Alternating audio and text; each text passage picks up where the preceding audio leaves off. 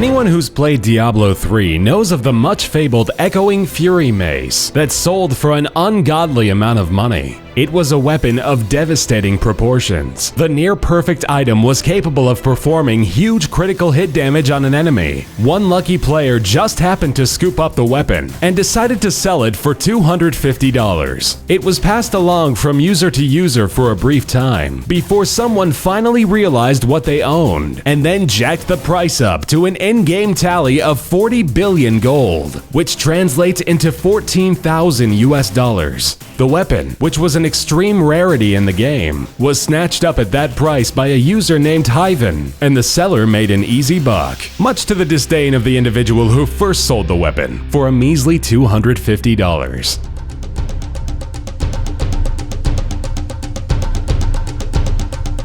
Age of Wulin was the most anticipated game in China in 2013. The free-to-play game revolved around the lore of medieval China and martial arts masters. Before its release, the company that created the game held an auction for players to bid on and purchase in-game weapons and armor. Prospective bidders jumped at the chance to grab exclusive items that would give them a head start over other players. Among those weapons was a sword purchased by a gamer for $16,000. The sword, which was the only one created for the game, was said to have incredible power, allowing the player to maneuver throughout the game with ease. Since many had already played a beta test version of the game's developer was confident that their auction would produce big money results, though they probably never imagined to make $16,000 off of a sword that doesn't really exist.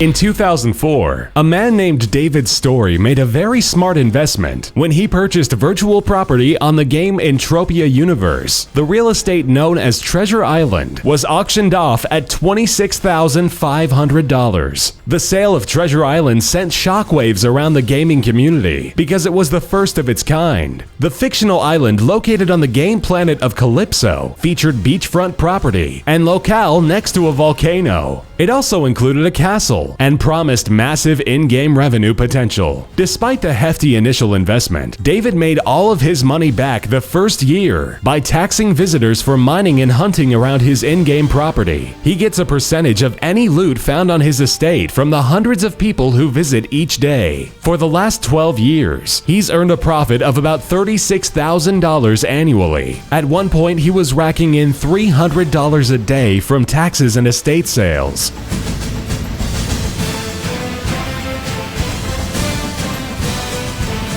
In 2013, a Dota 2 player sold an extremely rare animal sidekick courier for $38,000. The buyer quickly snagged an ethereal flame pink war dog because of its rarity and for bragging rights. Couriers travel alongside the player, collecting items to transport back to the team and vice versa. They have other special features, but that's pretty much the extent of their use. According to the buyer, the war dog is the most sought-after courier type. Ethereal flame is the most sought-after effect, and the shade of pink is very sought after. This combination makes it extremely rare and one of a kind. The pink glow effect comes from the earliest version of the game and cannot be duplicated today. This pink pal is only one of 4 ever to be owned in this hugely popular online game.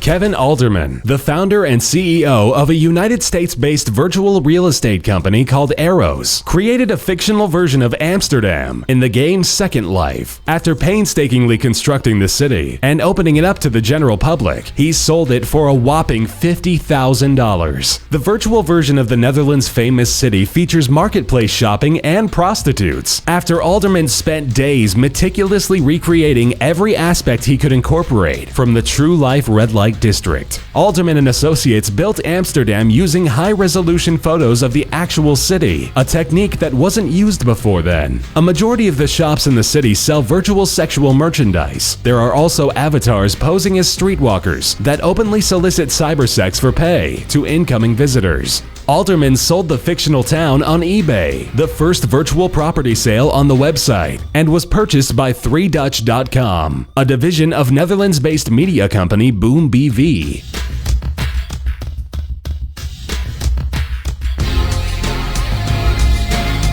Considered a legendary item in Entropia universe, the green Aatrox Queen egg was purchased from John Never Die Jacobs in 2010 for $70,000. The egg's first appearance in the game came in 2006 with a disclaimer that it would eventually hatch something unseen by the game so far and would be entirely one of a kind. The egg was purchased by David Story, the same man who purchased Treasure Island years earlier, and it eventually hatched Fefox, a large blue dinosaur with immense power that planned to spread more of its kind all across the universe. Players then sought the challenge of infiltrating Fefox nests and analyzing residue to create a toxin to defeat the monster.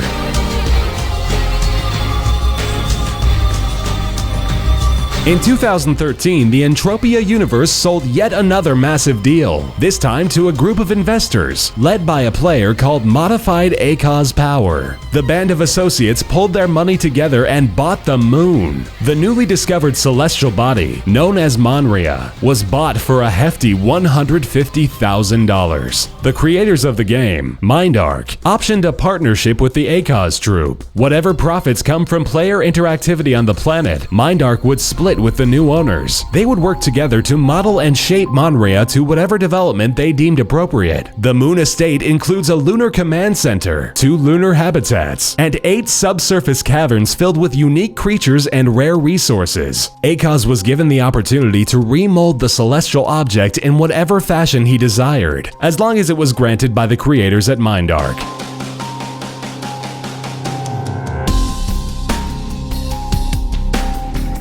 The Crystal Palace Space Station is a fully functional, meticulously crafted bit of virtual engineering that was purchased by user Buzz Eric Lightyear. He paid a total of 3.3 million Project Entropia dollars for the spacecraft. That translates to 330,000 real-world dollars. The station, which orbits the game's infamous planet Calypso, was long sought after and grants the opportunity to open businesses from a piece of real estate that makes other players downright envious. The purchase may be strategic, as the owner stands to make money off the shop transactions. The virtual space station even has biodomes housing rare creatures that players love to hunt. The locale functions as a hotspot of activity, but even with its whopping price tag, it is still not the most expensive thing sold from the Entropia universe.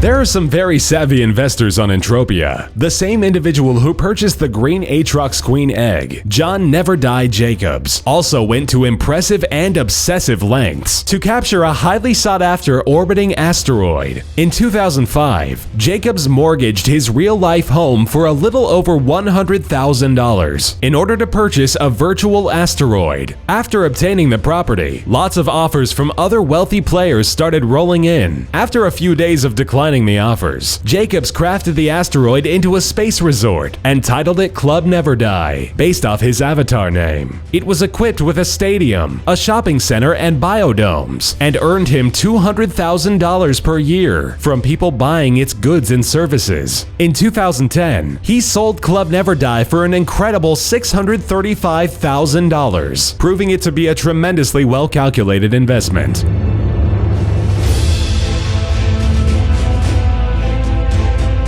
No virtual purchase comes close to matching the deal struck between SEE Virtual Worlds and MindArc, which saw Planet Calypso of the Entropia universe bought for the sensational amount of $6 million.